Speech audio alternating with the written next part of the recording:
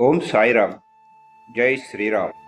శ్రీ సాయి తత్వం దివ్యత్వాన్ని సంతరించుకున్న అనంత తత్వమే శ్రీ సాయి తత్వం.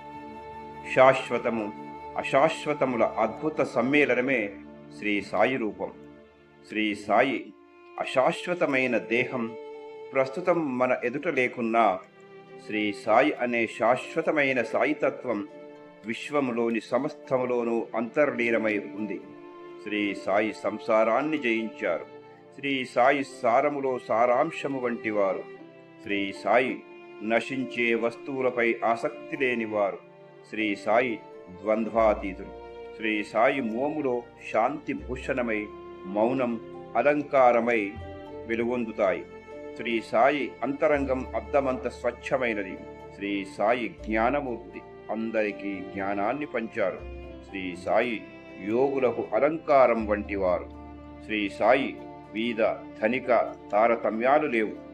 శ్రీ సాయి అందరితో కలిసి నడిచారు.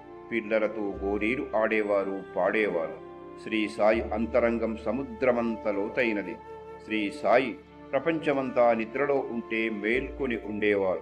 శ్రీ సాయి ప్రపంచమంతా మేల్కొని ఉంటే తాను యోగముద్రలో ఉండేవారు.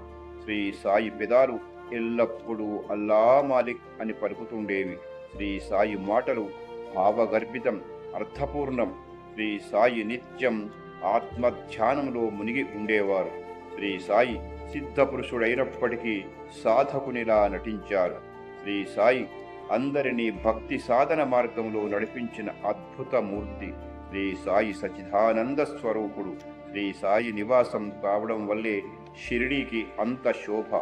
ఓడి పుణ్యక్షేత్రాన్ని మనమందరం కూడా భక్తి శ్రద్ధల చేత దర్శించి ఈ బాబావారి అనుగ్రహాన్ని పొందుదాం. ఓం సాయిరామ్. జై శ్రీరామ్.